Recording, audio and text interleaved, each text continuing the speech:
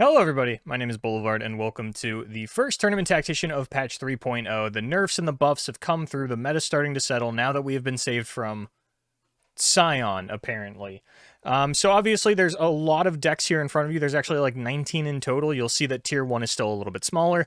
A little bit too much to go in depth on everything, but I do want to really talk about why the decks that are in tier 1 and tier 2 have been placed there and why like tier 3 is so big. Because there was a while where like tier 2 was very big. Just right now it feels like the top end of the meta is a little bit more polarized. There are things that are just not on the same power level of other decks, and there's a lot of like auto includes or things that the meta is being built around, and so on and so forth. And then I have a couple of honorable mentions at the bottom because honestly, I just wasn't really sure where to place these ones, so I added a little cop-out section. What are you going to do, call the police? You don't know where I am. Anyway, so tier 1, obviously we're going to start off with AKX, the deck that dodged all the nerfs, AK being Ari Kennen, X being Insert Splash Card, Go Hard, and Absolver being the two more popular versions. Of course, there is Golden Aegis as well, but I only included these two samples because I didn't want this running down, you know, the line with just about every splash card you can put in there. But the decks do look a little bit different, which is why I've included samples for both of them. Absolver is running things like the Mourned and Fey Blade Twirler, and going a little bit more aggressive since they have access to that Overwhelm Ari finisher, whereas the Go Hard is playing like a little bit more draw power, a little bit more of a slower game plan so that they can actually draw and resolve pack your bags, and it's really coming down to player preference. The consistency and power level of these decks is extremely comparable. It's really just coming down to like which one are you more comfortable on, what suits your playstyle a little bit better, you know, how does it round out your matchups for your lineup and things of that nature. Now, before I get into the rest of tier 1, I do want to mention that AKX is actually the closest I've ever gotten to putting a deck in tier 0, because when I was rounding out the tier list, I noticed that AKX was the only deck I had in tier 1. And it does feel like it's kind of on its own level. There's nothing that is like as consistent across the board and as powerful. Now, obviously, there are counters to it, which is one of the reasons it is not tier 0. And the reason that I say this is closest when like I constantly talk about TF Fizz being the best deck in the game is because TF Fizz was on a relatively similar power level to Aphelios Temple. Like, Aphelios Temple could compete in the TF Fizz meta, so, like, we had two decks that were very clearly above everything else, whereas, like, here, there's just no second deck that's as clear-cut an auto-include as AKX is, and it's not even an auto-include, right? Because there are things that can counter it, like Pirates and Spiders and Draven Rumble, and I think we're going to see a fair amount of triple aggro, and this is why I've rated Pirates and Spiders a lot higher than I have in previous metas, because things like AKX are warping the meta around themselves, and aggro and their counters are coming up and being more playable, because you're going to see this in a lot of lineups.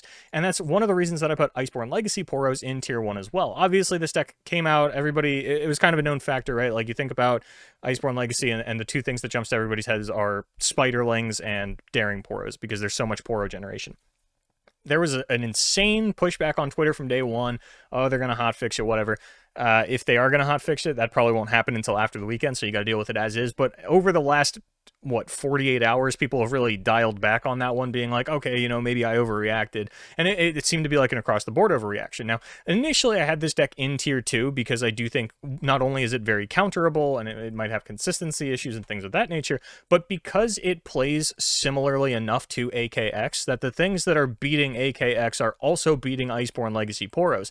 But just because it's getting beat by these things doesn't mean it's not a good deck. The meta is warping around it, and that means that it might not have the best success rate, but it means that you need to come prepared for it. If you don't come with a lineup that has a strategy for AKX Iceborne Legacy Poros lineup, you're going to get steamrolled by it. And therefore, I believe it deserves a tier 1 spot, even if it's not necessarily going to be like the highest performing or most played deck on the weekend. Even if we look at Fight Night, I think only 1 or 2 players ended up bringing Iceborne Legacy Poros. Everybody else was on, like, it was a lot of AKX and then a lot of what's my other deck. But I do think because it has such a similar playstyle and because people are warping the meta around beating it, it deserves a tier 1 spot, even if it's not going to have a performance that necessarily reflects that. And then Faded is a little bit of a weird one for me to put up here, but honestly, it is sort of the most consistent old guard from the previous meta, right? Where Shyvana Pantheon, towards the end of the meta, was the only deck to win both tournaments that we had. It's not an insane amount of evidence, obviously. Its Fight Night popularity is certainly nothing to shake your head at, which is to say that it wasn't really played at all. But I do think that this deck deserves a spot at the top because it is going to be one of the more consistent decks of the format.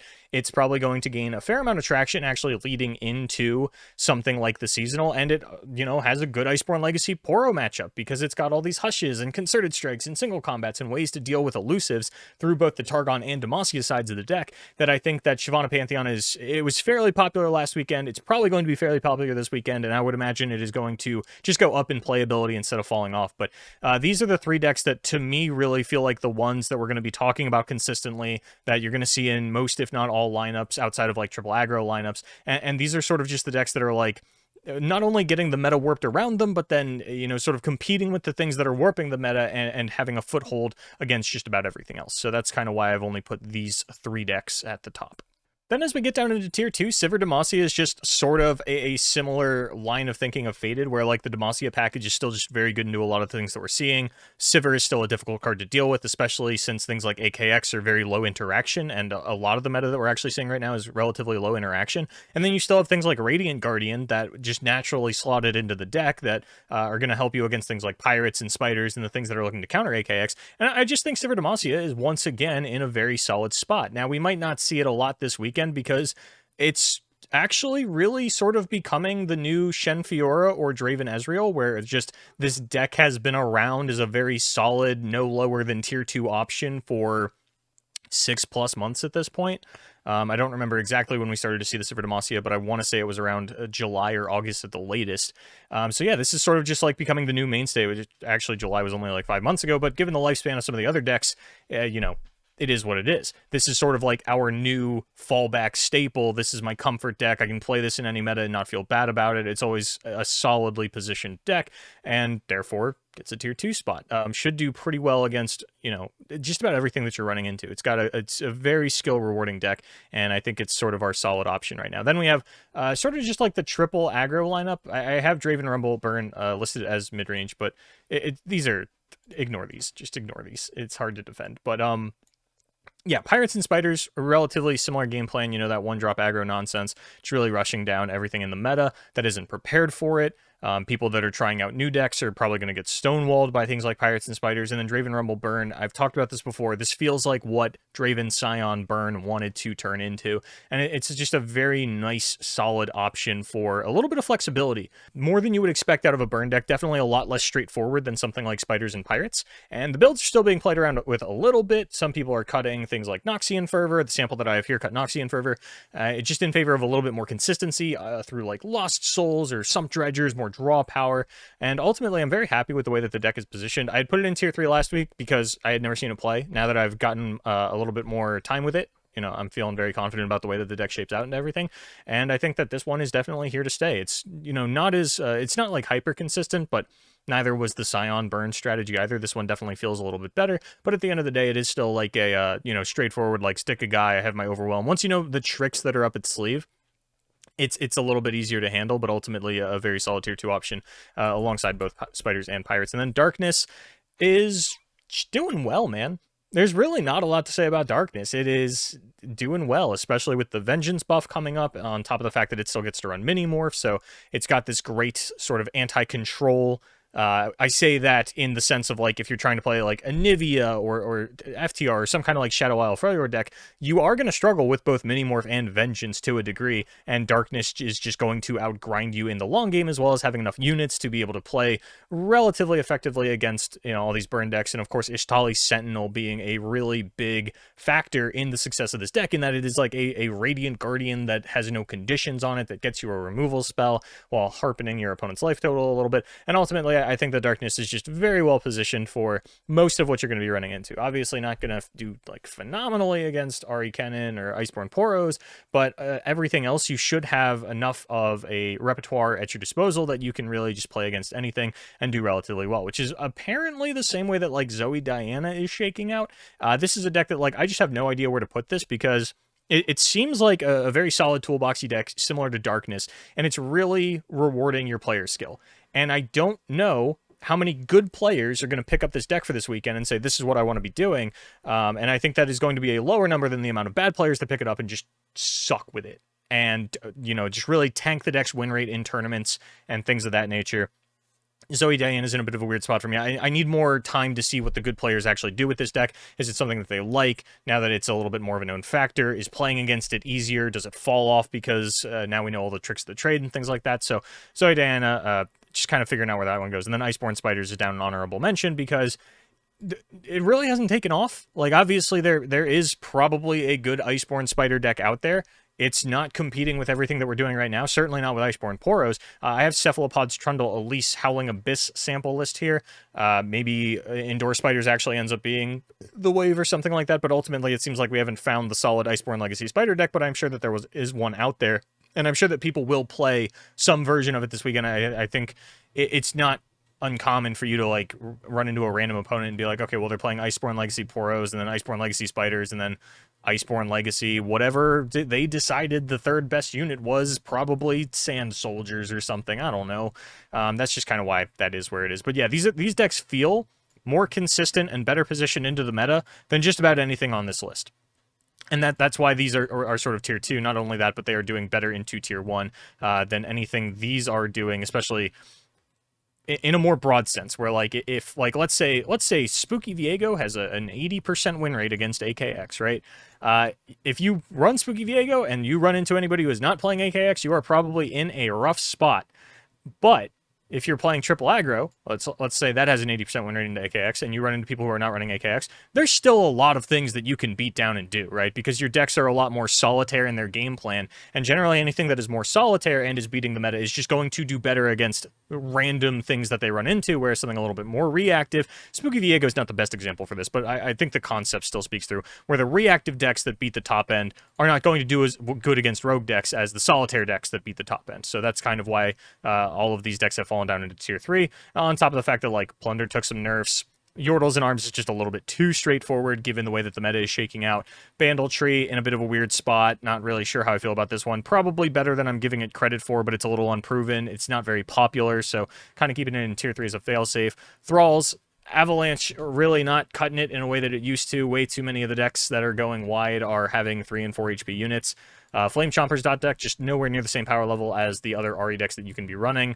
Lee Sin, just in a rough spot. I don't know if Lee Sin's going to be able to pull it back in time for the seasonal. I am not optimistic for Lee Sin at the seasonal for the first time in a long time.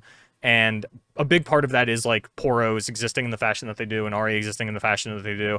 Even Faded is doing relatively well against Lee Sin. Lee Sin has been known to struggle with things like Concerted Strike decks in the past because they have the capabilities to pop that barrier and still punch through on the Lee Sin. You combine that with something that's running Hush as well, and Lee can struggle there. So it's a bit of a hostile environment for Lee Sin right now. Even the aggro decks, like Spiders, have a lot of fearsome. You only have so many Pale Cascades in order for your Dragonlings to get into range of blocking these things. And if you manage to not find an Eye of the Dragon, so help you God, you are just getting run over by these triple aggro lineups. And I am very worried for Lee Sin, but we'll figure that out a little bit more as we get deeper into the meta. And then FTR, sort of the one thing that comes to everybody's mind when we talk about the Trundle nerfs and the Vengeance, or the Trundle buffs and the Vengeance buffs, but it's still a little unproven. It's still FTR. You know, you still run into the problem where, like, you only draw one champion or you don't draw enough champions. Pillaring on Shrindamir is not the, you know, sort of plan B that it once was, given the high presence of Minimorph and Homecoming and the Will of Ionia and things like that. And then Elusive Rally making a little bit of a comeback with Poppy Alulu. Now, I've seen this as Elusive Rally, and I've also seen more challenger-oriented builds with, like, Yordlesmith again. Or not Yordlesmith. No, maybe it is Yordlesmith. The 2/2 that gives everything quick attack that has less attack than it, or equal or less than attack than it. I think that's Yordlesmith. We Battlesmith memed so much on Yordle Captain that I forget which one's actually Yordlesmith. But yeah, that's... Everything in tier 3 is, like, fine. These are kind of the decks that you're going to be looking to, like, round out a lineup. Maybe you're very comfortable on one. Maybe these have a good matchup into what you expect to be seeing. But ultimately, I'm fairly solid in the fact that, like, these are just the decks that are doing the most solid. These are doing solid enough. And then these are a little bit more questionable. And then these are very questionable in terms of just, like, I don't really know where to put them or how to assess their power level because I literally just have not seen enough games played with them. And I just watched an entire tournament of Zoe Diana. I still feel like I need more samples of this deck in order to figure out where it really is going to end up. But that's actually going to do it for me. If I was playing this weekend, because I like to shout out what I would be playing this weekend, I would definitely be playing AKX. I would probably be playing the Absolver version. I've tried the Go Hard version, and it's just not clicking with me in a way that I feel the Absolver version does. I might even throw in Draven Rumble then, just because I really enjoy this deck. I've been having a great time with it. And then to round things out, I mean, I'd probably just go Iceborne Legacy Poros. It's the kind of weekend where I just want to play my games. I want to clap your cheeks together like I'm beating a drum, and I want to go take a 30-minute nap before I get on for my next game. So I'm trying to play fast and loose here with Iceborne Legacy Poros, AKX Absolver, and Draven Rumble. So that's what I would be running this weekend. Not the best advice because, well, let's be honest, I don't really put any thought into the lineups I'd be running because why would I? I'm not running them. But that is going to do it for me. Now, there are a couple tournaments happening this weekend. There is another GGToor tournament on Saturday, as well as the Mastering Runeterra qualifier at number 4 on Sunday. So you've got a couple of tournaments that you can play in. I believe both of these are going to be finishing in one day. Either they're both finishing in one day, or GGToor is finishing before Mastering Runeterra starts. So you do have the option to enter both of them, even if you go all the way into the GGToor event. And because we are in seasonal territory, I highly recommend getting as much practice as you can. Although it's not as important this weekend. This is sort of the weekend where you let everybody who is smarter than you figure out what decks do and do not look like.